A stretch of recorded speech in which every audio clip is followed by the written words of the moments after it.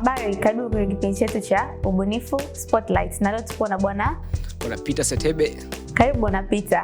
Unaweza kutuelezea kidogo wewe ni nani, unafanya nini na wewe ni mbunifu wa vitu gani? Mimi naitwa Peter Setebe na natokea hapa Tanzania, Dar es Salaam. Mimi najihusisha na mambo ya audio and music.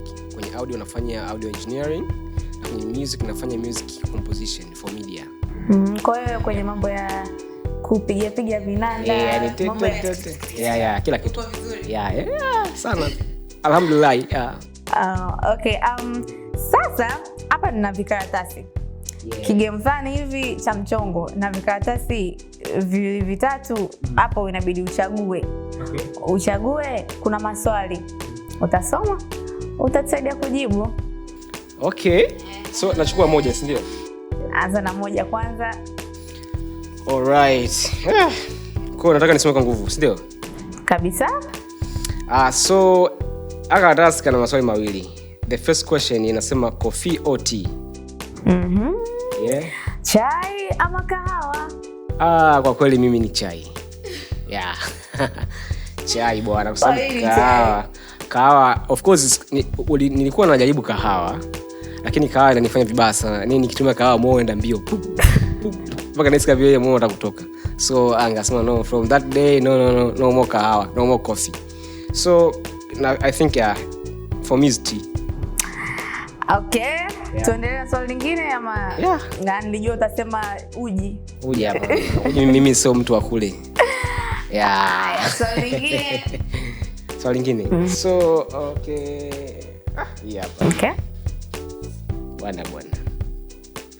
Okay, anasema describe your creative life in one word. Describe your creative life in one word. So in one word I'm going to say it's a gift. Okay. Yeah, it's a gift. Zawadi. Yes. Maisha yake ya ubunifu ni zawadi. Asante sana.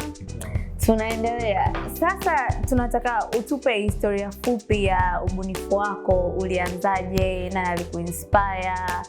Umefikaje hapa ulipo? Okay. Of course historia yangu ni kidogo fupi lakini pia ndefu. So mimi nilikuja kuanza kujua kwamba ninapenda muziki. Yaani this was very natural. Kwamba ilitokea tu tangu nakuwa nikajikuta napenda muziki. Kwamba nikisikia muziki unapigwa sana nilipenda piano. Nikisikia sehemu watu wanapiga piano yani nikawa kama nimesema nakuwa crazy. Yani nachanganyikiwa. Nilikuwa very interested kujifunza piano, kujua piano inapigwaje. So from there, lakini nilikuwa napenda tu, sikujua ndani yangu na kitu. Sasa baadaye kadri ninavyofanya najikuta ninapata melodies zinakuja tu. They just come, sizitafuti. Sasa kwa kadri ninavyokuwa mpaka hapo nilipoanza kujigundua kitu nipo kama miaka 7 hivi, 7 hapo around that age. So kadri ninavyokuwa baadaye nikaanza kuona watu wanaimba. Of course nilikuwa napenda music production, lakini kadri ninavyokuwa baadaye nikapenda zaidi kufanya music kwenye filamu. Yani nilikuwa napenda zaidi music kwenye filamu. Yani mbona muziki yake ya tofauti sana. Yani sio muziki ambao unaweza ukaimba, lakini you can feel it, lakini huwezi kuimba. Lakini unahisi kabisa ni muziki unakudrive, lakini huwezi kuimba juu yake. So ningavutiwa sana na hiyo kitu. Okay, kwa hiyo tuseme ni kama haukusomea hilo swala, yani haukusomea sijui piano. Sijui kuna watu wengine wanaenda darasa kabisa la piano wanaenda Okay. Mimi nimesomea kabisa. Nimesomea Tasuba, chuo pale Bagamoyo. Nimesoma yangu miaka 3. Nikachukua kabisa music production na sound technology. So nimekaa pale shule nimefundishwa maybe how to compose music. Lakini pia nilipata bahati kipindi nasoma nilipata mwalimu ni professor kabisa wa muziki. Alinifundisha, alikuwa anachukua ilikuwa ni individual classes. Kwa anachukua ni professor wa muziki kabisa. Ni mmoja anaitwa Mama Liwewa, kama watu wengi wanamfahamu. Kwa alikuwa ananinoa music theory, kwamba what is music, kwamba kusoma nota, kujua kupiga kinanda kwenye different keys, kutengeneza triads, vyote hivyo. So nilikuwa nasoma music theory, lakini pia nikawa ninasoma music production. Kwa vyote pamoja nikatoka navyo pale. So sio kana vitu vya kubatisha. Kwa hiyo uliwahi kufikiria ama ulikuwa unajua kabisa kwamba hichi kitu ninachokifanya hapa sasa hivi kitakuja kunitengenezea kipato mbeleni? No, sikujua. Yaani nilifanya kwa mapenzi. yani mimi kusema kweli sikuwa nafanya kwa ili baadaye nipate pesa. Yani nasema kabisa hata Mungu mwenyewe shahidi. Kwa nilikuwa nafanya tu kwa mapenzi. Yani nikitengeneza muziki enzi hizo hapo kama nipo form 3, nipo form 2, maki nimeanza zamani sana. Kwa ule muziki nikitengeneza au nyimbo, sometimes pia nilikuwa natunga nyimbo for church choir, of course tumeanzia huko. Kwa zile nyimbo watu wazima kasikia nasema nyimbo nzuri katunga nani? Pita huyo. Kwa hiyo yani mimi ile ndio ilikuwa furaha yangu. Yani lakini sikuwahi eti kufikiria kupata pesa. Lakini sasa kadri nilivyokuwa nikaanza kusema okay, I want to do this serious. Sasa kadri ninavyokuwa sasa hivi nataka sasa ndio niongeze pesa kwa sababu nimejigundua siwezi kufanya kitu kingine. Yani sio kama siwezi kufanya kama sina mikono, lakini they are not here. Kwa ni vizuri kufanya kitu unachokipenda, unajua kwa sababu kwamba kinakuingizia pesa. Yeah. Yeah, of course. Na amna changamoto ambazo ulikuwa unazipata enzi hizo mwanzoni unaanza changamoto?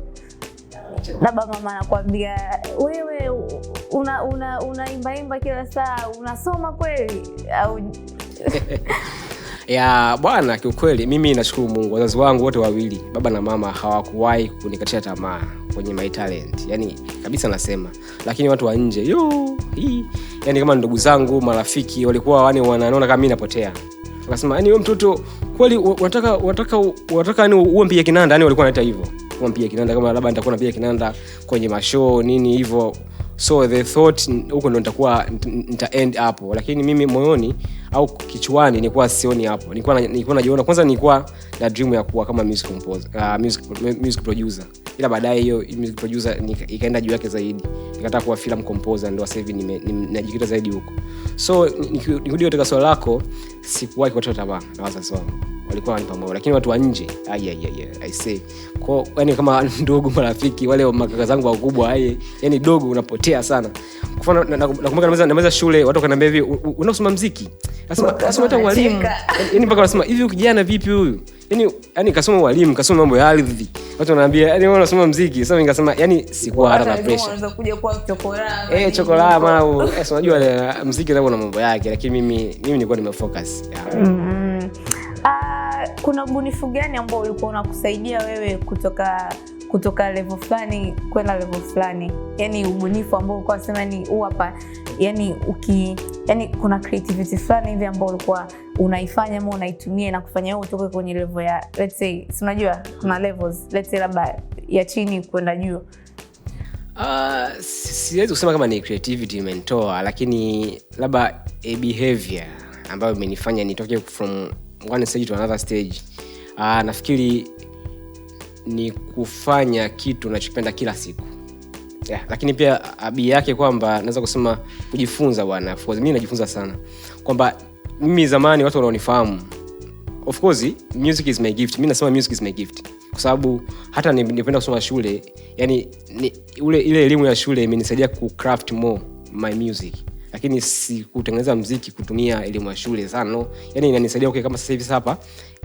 Zamani nilikuwa nafanya labda melody naipiga kawaida, kila sasa hivi nina uwezo wa kuipiga labda na code nyingi ambazo nimejifunza shule. Unaona? So kwa kujifunza zaidi na zaidi, kwa mfano nilikuwa natoka chuo nilikuwa sijakuwa bado naweza kufanya cinematic music. Lakini yani hiyo ilikuwa my thirst, yani I want this. So baada ya kutoka chuo nasema sawa nimaliza, lakini mbona bado sijaweza kupiga cinematic music? So from there nilikuwa naweza kuchukua online classes, online courses mpaka nimefikia hapa nilipo. So kujifunza, ndio nasema labda tuseme creativity, tuseme behavior, learning every day.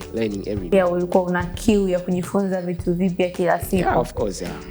Na unaweza kutuambia kitu gani ambacho kinakupa matumaini ya kuendelea, kwa sababu sisi binadamu tunachoka kusema la kweli. Sawa, unaweza kuwa unapenda kitu lakini kuna muda inafika unachoka kutokana na changamoto na nini. Kitu gani ambacho kinakupa matumaini kuendelea kufanya ambacho unakifanya mpaka sasa hivi? Yaani mtu anataka ukikiwaza anasema hapana, ngoja niendelee, acha nikaze butu, naendelea. Yaani kitu gani ambacho kinakupa matumaini yako? Nikisema ukweli mimi bwana, kwanza kulikuwa na watu wani inspire. Kwa mfano mimi nasema kweli kabisa, kwa mara ya kwanza since nakuwa hapa Tanzania nilikuwa namjua producer anaitwa Majani, P-Funk Majani. Alikuwa ananiinspire sana. Alikuwa muziki, yani nilikuwa nikimwangalia hata alivyo muonekano wake, ile jamaa alivyo. I'm so smart jamaa, lakini tuseme yule mtu producer the legend wale, yani alivyo vile hapa na mandevu. Sema tabia na maganda ndevu hivi, naona kama yani I want to be like. So yani nilikuwa napenda sema kumbe maproducer wanakuwa kama kidogo yamekanafanya ya gents yani nasema wow. So hiyo ilikuwa ni utoto of course. Kwa mtu mzima hawezi kufikia hivyo. Kwa hiyo nilikuwa napenda nini kuangalia vile labda mtu kama amevaa mavest nini pale studio wake anaonekana ana kinanda pembeni, nilikuwa napenda sema nataka kuwa kama yule. Huo ni utotoni. Lakini baadaye kadri ninavyokuwa nikagundua kwamba okay, kumbe hii pia ni fursa. Sana sana mimi I'm sorry to say this, lakini most of my role models ni watu wa mbele. Kwa hiyo baada kujua baadaye tangu nipochomoka kwa kwanza walikuja watu kutoka Uholanzi wazungu. Wakawa watu watufundisha pale zile wale nafikiri walikuwa walimu wanafunzi wanatufundisha some extra course kutoka kwao. So from there wakaanza kutupa kama vile wakaanza kutufunulia dunia nyingine kwamba kuna watu wanafanya cinematic music. Na mimi hiyo ndio ikazidi kukatch kwamba okay, kumbe watu wanafanya kama hivi. Kwa from there nikajikuta napenda. Lakini kingine kama watu ambao wanajua muziki aina tofauti ya muziki, kuna muziki unaitwa orchestra music. Mimi yani ule pale tu unatokea hapa muda wote, yani melody zake zipo tu hapa. So nilikuwa nikiangalia movie nasema mbona kama nasikia muziki ambao mimi inalia tu kichwani. Kwa hiyo nikasema kumbe na mimi naweza kufanya kama hivi. Lakini sasa nikiona when I was trying kufanya vile ilikuwa ngumu kwa sababu vitu vyao wanafanya kidogo viko advanced. Kwa hiyo unahitaji shule sasa. Unasema una kamera lakini how to make it bigger, how to make hiyo deep vile inakuwa siwezi. So vitu ambavyo vinainspire ni hivyo kwamba nilikuwa naangalia mbele zaidi watu wanafanya, lakini pia kitu ambacho nakisikia nakiona. Kwa sababu okay, I can do like this. Na baadhi ya watu kama hao zamani nilikuwa mdogo nilikuwa napenda mionekano wa producer kusema kweli. Nilikuwa nasema nikiona mtu kama ana tattoo hivi hapa, nilikuwa nasema I see. Na sasa hivi vipi? Ila sasa sina tattoo. Nipo kawaida, lakini I still like. Hayo bado una muonekano wa kiproducer. Sijui, lakini of course nimeamua kwa mimi tu sababu hivyo kama unavyoniona. Kwamba unaweza kuwa chochote unachotaka kuwa, ndo wanavyosema. Ni jambo gani ambalo watu hawalizungumzii kwenye sekta ubunifu kama kwako wewe? Yani jambo gani ambalo watu wanajua yani hawalizungumziki hivyo na unakuta labda lina effect? Of course nikirudi kwenye swali lako la kwanza kwamba swali lako la kwanza lilikuwa kwamba ninajishughulisha na nini. Mimi zaidi sasa hivi nimefocus kwenye cinematic music. Yani hiyo mimi binafsi ndo naipenda. Of course kuna producer wanafanya kama hizo bongo flavor, sio R&B. So of course I can do that, lakini ni baadaye nikakaa nikasema no, I don't want this, nataka hii. Kwa hapa kwetu sisi au kwa baadhi ya nchi nyingi sana maybe Africa au tuseme labda Tanzania kwetu sababu ndipo hapa. Yani ni kitu ambacho watu wanachukulia poa. Yani unakuta mtu labda zaidi hao filmmakers au hata mtu anafanya documentary, unakuta yani hachukuli uzito kwamba atake original music kwa kazi yake. Anaona okay, nisha edit kazi hapa sasa hivi muziki uko wapi? Anaingia tu YouTube ana download muziki ambao anaona maybe no copyright, anachukua anaweka. Lakini sasa shida inakuwa hauendani na zile tunasema visual, yani yaziendani, yani mtu kama ana force. Unaweza kuangalia movie kubwa tu nzuri hata hapa wanafanya baadhi ya filmmakers, lakini muziki wake uliotengenezwa yani haubebe zile emotions. Mtu anakimbia lakini music is soft. Lakini mtu kule kabisa mtu anachinjwa lakini muziki lakini ukiangalia movie kama ya Hollywood yani ndio mtu anachinjwa hapo unakuta muziki unapigwa unasema mpaka unashika moyo. Yani so iko kitu kwa Tanzania mimi nasikitika sana. Hata kuna baadhi ya watu hapa marafiki zangu wanafanya hizo wa YouTube short movies. Mtu anambia bwana una story yako ni nzuri lakini mimi I can do this to make it more better kwenye upande wa music. Yani I can tell a story through my music. Yani I take your story and then I take my music tuna tell the story together. Lakini mtu anaona kama vile jamaa ataka hela huyu. Yani anafikiria hela zaidi, anafikiria kuhusu kazi yake iwe nzuri. Kuhusu wateja wanahitaji nini, watu wanataka kuona nini. Kwa hiyo hicho ndio watu wengi hawajui. Wanachukulia poa kwamba muziki tu, lakini kwa wale ambao wanakubaliana na mimi kwamba movie nyingi za mbele za Hollywood huko ma Disney wapi, yani kitu kikubwa kinachofanya uwe immersed kwenye story ni muziki na sound. Apart from the story, of course kuna story, lakini what make you kuwa very immersed in ni music. Ndio mwingine muziki unapigwa hadi kwanza ni hata uelewe, lakini muziki ndio unakuendesha your emotions. Muziki tu na sometimes maki unakuta watu hata hawaongei sana kwenye movie, lakini muziki na sound. Nice kama Tanzania wanajitahidi kidogo, so like wanaelekea huko. Kama mimi ni mpenzi wa Jua Kali yani ikifika wakati wa kusikitika unasikitika kweli, ikifika wakati wa kushtuka, ikifika wakati wa kufurahia mapenzi yani unakaa unasema Mungu wangu jamani, kama ndo uko single unasema jamani. Yeah, of course nimesema baadhi wao wanajitahidi, lakini wengi sana bado. Jua kali yana anajitahidi, of course anajitahidi. Kwa mfano leo ukipata fursa ya kujifunza kitu kingine, wewe unahisi unaweza kujifunza nini? Yani apart from my this career. Isa kitu changu mimi kingine nachokipenda, kitu cha ajabu sana. Mimi bwana, mimi ukiniambia napenda nini? Mimi napenda unajua wale nani katika watu wa Marekani wanaita nani secret service. Secret service. Yeah, okay. Mimi napenda hiyo. Yani ukiniambia mimi what I like, napenda kuwa secret service unaita au FBI. I don't like FBI. FBI ni shughuli nyingi sana, kupigana na watu huko mtaani no. Lakini mimi yetu unipe kitengo bwana, nafuatilia issue fulani hivi, labda nataka ukaspy kitu fulani. Na kwa undercover. Undercover. Hiyo mimi tena I really like. Yani mimi ukitoka kwenye muziki nipeke huko basi, kingine usinipeleke. Yani I like to spy. Kusomea yani unaweza kabisa. Mtu kaniambia hivi unataka kuwa nani tena kwenye muziki tukutoe? Yani sehemu ambayo nitakuwa happy at least kama kwenye muziki. Kwa nani? Kwa kwenye hizo secret services hizo. Yani I like it. Na kwa vijana ambao wanaanza kuwa wabunifu kwa mambo ambayo unafanya, mambo ya muziki na nini, wanaanza wao, unahisi wanataka kuchangamkia fursa gani ili waweze kufika yani huko majuu? Fursa zipo. Sasa fursa bwana, kila mtu anaona fursa anavyoona yeye. Kwa mfano uchukua muziki wenyewe tu hivi, kuna mashule yanahitaji watu wa muziki. Kwa hiyo fursa ya kwanza unaweza kusoma muziki ukaishia tu kwenye kufundisha watoto mashuleni. Kuna international school yanataka walimu wa muziki. Lakini pia kama unaweza kutunga, unaweza kutunga. Kwa mfano kama sisi kuna there's this song inaitwa Papa Ute. Sasa nyimbo tu mtu katunga imetrend Papa Ute. Lakini watu wakapenda. So kila mtu, mimi ninachoamini kila mtu amekuwa formed differently. Yani mimi hapa the way ninavyofikiria vitu vyangu na mwingine tofauti. So mimi fursa ambazo naziona hapa wewe wewe unaziona. Hata tuko tu musicians. So kila mtu angalia nini unapenda na kitu ambacho unapenda zaidi ukifanya katika hiyo career hiyo. Yani hiyo sasa ndo kama inasema that is your gift. Wewe kama wewe. Mwingine anaweza akawa mzuri kwenye kuandika maneno. Musician lakini kwenye lyrics aisee akaandika unasema wow, hizi lyrics zimeandikwa vizuri. Kwa hiyo yani kuwa wewe shortly. Yani kuwa wewe. Usiogope kwa wewe. Mimi naona hicho ndio kinasaidia zaidi. Na wanatakiwa kujiandaa na nini? Yani labda wanatakiwa kujiandaa na nini? Kama mimi ndo nataka kuanza kujifunza kuhusu mambo ya kuproduce, mambo ya kuweka mamuziki kwenye unaelewa. Kwa hiyo sasa nijiandae na nini mfano nikitaka kuanza? Kitu gani ambacho nataka nijiandae nacho? Kwa sababu tunajua mtu anakuwa kama mfano labda anaomba sawa na kwenye sehemu fulani, lakini athari zake moja mitatu au changamoto zake moja mitatu. Kwa hiyo natakiwa nijiandae na nini?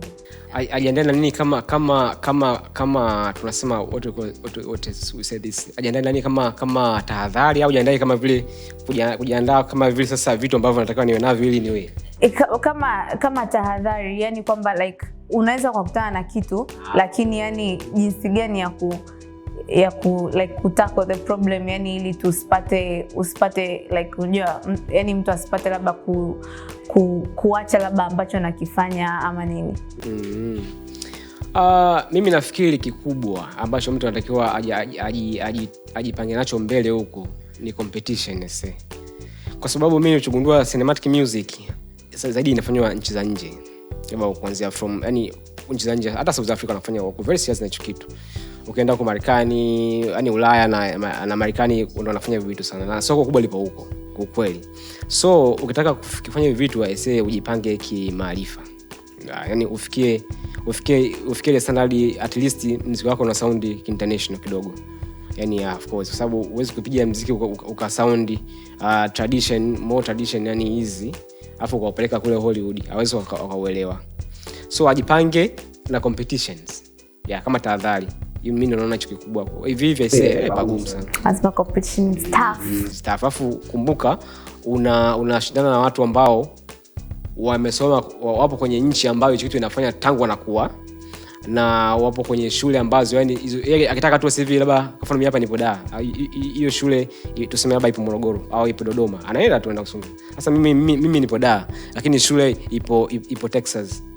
Unaona mambo yake ni ngumu kwenda, lakini anaweza kwenda. Kwa hiyo unakutana na watu kama hao sasa. Kwa hiyo hapo rafiki yangu lazima amba kujiandaa kisaikolojia, yani hakuna kukata tamaa as long as unajua unachokitaka ni nini. Unahisi kwamba okay, kama unavyosema kwamba before ulikuwa hauna nia, ulikuwa haujui kwamba hichi kitu kitakuwa kinakuingizia kipato, na right now unakifanya na kinakuingizia kipato, unahisi kwamba ni kitu ambacho mtu akifanya kinakuwa kinamletea kipato endelevu? Kabisa. Kwa sababu music is needed every day. Music is needed everywhere. Kuna siku nikafikiria, nikamwambia rafiki mmoja akasema, "Uje muziki unatumia na wachawi." Yeah. Hadi wachawi wenyewe wanaimba. Hiyo ni music. Unasikia wachawi kaenda kuimba usiku na ndo muziki. So unaweza dau ukatengenezea muziki au ukaenda kwa mganga mwenyewe pia mganga naye anataka muziki. Wewe unafika kumbe kuna muziki. So music is everywhere. Kwa mfano katika nchi ambazo zimeendelea unakuta wanasema muziki unatumika hata kwenye kuheal wagonjwa. Maybe wengine before surgery wanapigwa muziki, soft music, au watoto wenye autism kuna baadhi nyingine wanapigwa, lakini sisi kwetu kwa hicho kitu hakipo. Unakuta ni kuna music zinaitwa classical music, yani zenyewe zikipigwa zinaenda kutrigger yani ubongo wa mgonjwa, zinampa the relief, au mtoto mdogo zinasaidia kwenye kukuza ubongo wake ukue vizuri. Kwa hiyo kuna fursa nyingi, lakini kwa sisi dogo hizo vitu huko, mtoto mdogo hapo ataekewa tu nyimbo hizo zetu, baadaye naye anaanza kuna nini, we end there. Lakini pia even that you can use that kwa sababu kama unataka muziki wa hivyo na hapa, so music ipo. Yani mimi nasema muziki, afu kwa wale ambao tunaamini kuna mbinguni huko, hata mbinguni unasema tutaita yani huko ni kuimba na kucheza. Yeah, sasa muziki utokimbilia wapi? Music is everywhere.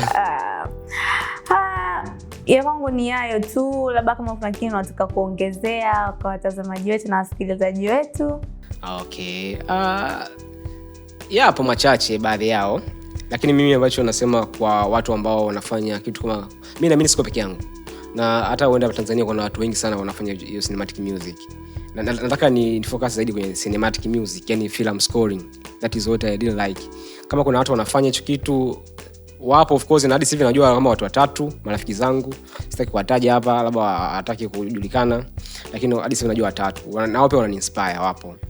Lakini as long as this is your gift, wanasema kuna kitu wanasema show us what you got, ndio? Yeah, show us what you got. Yeah, tuone. Kwa hiyo yani watu wanahitaji kuona vitu, na siku hizi watu yani kama unavyojua watu siku hizi wanataka potential zaidi, kwamba if you have potential show them, show the world, watu wakuone. From there ndo hivyo watu watakuwa. Mimi sasa hivi nafanya kazi sehemu, sitaki kuitaja pia, lakini nipo hapo nina produce hizo music kila kukicha. Zamani nilikuwa naona kama vile it's funny, sivi sana paka kichwa kinauma. Yaani hadi muziki unasema muziki inaisha nini, kichwani inaisha. Lakini Mungu mkubwa, kila siku napata muziki mipya. Yaani ndio inakuwa ndio maisha yangu yamekuwa hivyo. Kila siku natengeneza muziki, kila siku. Okay, unaweza kutuambia a funny fact about yourself? Funny fact about me, of course mimi kama unavyoniona naongea na sura kipole, lakini mimi naongea sana. Yani watu wanasema, mtu akiona the first time anasema jamaa kama yeye anaonekana kama vile si baba baroko, ila mimi am not baba baroko bro. Yani mtu akiona anasema mpole, yani anasema why upole ni nini? Yani mpaka sielewi baba ngepo miwani. Upole ni nini? Sijuagi. Yani watu wanasema upole wangu upo kwenye nini? So labda nimepewa tu sura ya utulivu, lakini ndani yangu sio mpole, nasema eti bita mpole, no. So lakini mimi niko very fun na mtu ambaye anajuana naye. Watu wengi wakinasema si wewe jamaa bwana unaongea sana unachekesha, lakini sijui unachekesha, sijuagi. Mimi naishi maisha yangu tu, lakini people they tell me I'm so funny. Yeah, maybe, lakini pia niko serious. Nikikaa hivi, nikikaa message check hivi, nikaa kuangalia hivi, unasema huyu jamaa ana roho mbaya, kumbe tu nimekaa tu kwa sababu labda na ndevu nyingi. Watu wenye ndevu ndo nini? Of course ndevu nani mamlaka. Mtu mwenye ndevu akikuangalia bila chake unaweza kuogopa. Yeah, akikuangalia tu hivi, yani kafano mimi nikaa hivi nikisema tu hivi. Ukimwangalia tu mtu. Si cheke ni kuangalia tu labda sekunde 5 unasema huyu jamaa vipi huyu? Kwani nimekosea nini? Kwa ndevu pia ni ishara utawala, ndevu nyingi. Yeah. Okay, nilikuwa sijui, sasa hivi najua. Mimi sina la zaidi, ila tunakushukuru sana kwa kuja kwenye kipindi chetu. Na imani watu wamekusikiliza na wamekuelewa na wamekujua wewe ni nani, na kwenye ambao walikuwa hata wanapata changamoto, at least wamepata inspiration kutoka kwako, wasikate tamaa, waendelee kuwa wabunifu, waendelee kufanya wanachoendelea kufanya. Kwa sababu changamoto zipo kwenye maisha na zitaendelea kuwepo, na ukiona kwamba changamoto zimezidi kuwa nyingi, ndio unajua kabisa kwamba mafanikio ndio yanakaribia. Asante sana, tunashukuru sana, lakini kabla hujaondoka tunaomba utupe burudani kidogo kwenye piano nini. Show people what I do. Yeah, of course. Kweli kabisa. Show them what you got. Yeah, of course. Yeah. So sawa, sisi nionyeshe hapo waone the difference between the normal music and the film music, cinematic music, and how music can tell the stories. So nafikiri hicho watu wataona, nitaenda kuonyesha hapa. So kwenye cinematic music au kwenye film music kuna music ambazo most tunazitumia.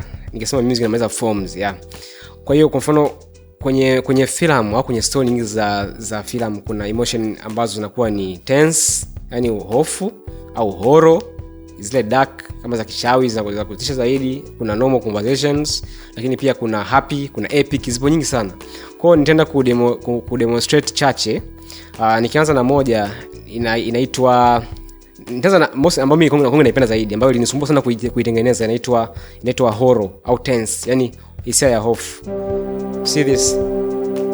Mwenyewe unaipata wapi? Nikipiga hivi, wapiga piano naelewa, napiga 1 5 na flat 6. You hear this? Hii tayari ni nini? Hii tayari hapo unapata hisia za hofu, horror.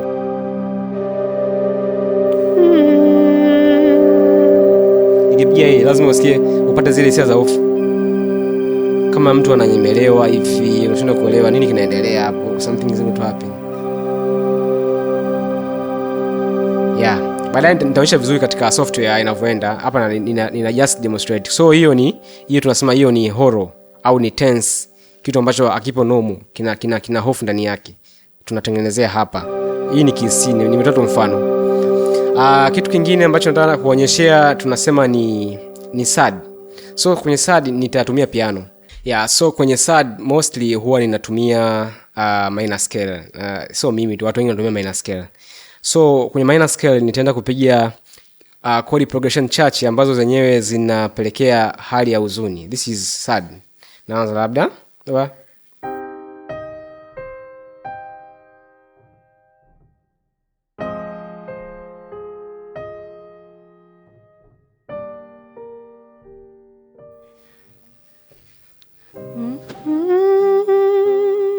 Kama mtu anaimba ta ta abu ta ra ra ta ta ra ra ra ta ta. So hii ni kama sketch.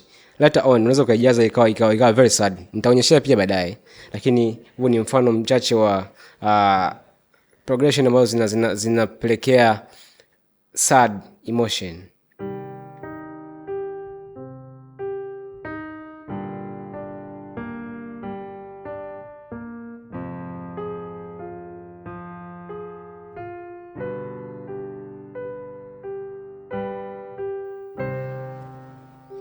Yeah, ni mfano wako.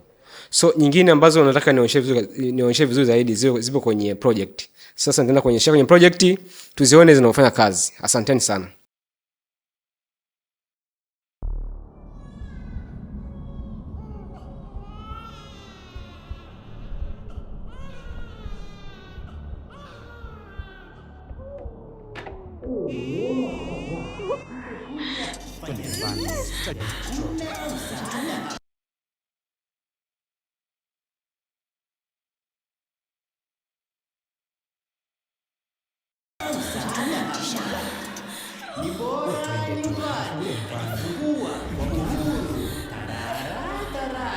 Nyumbani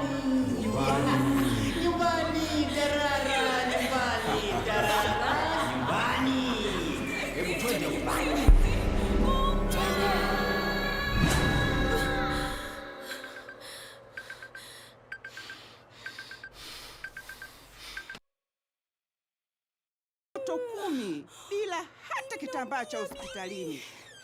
Bibi.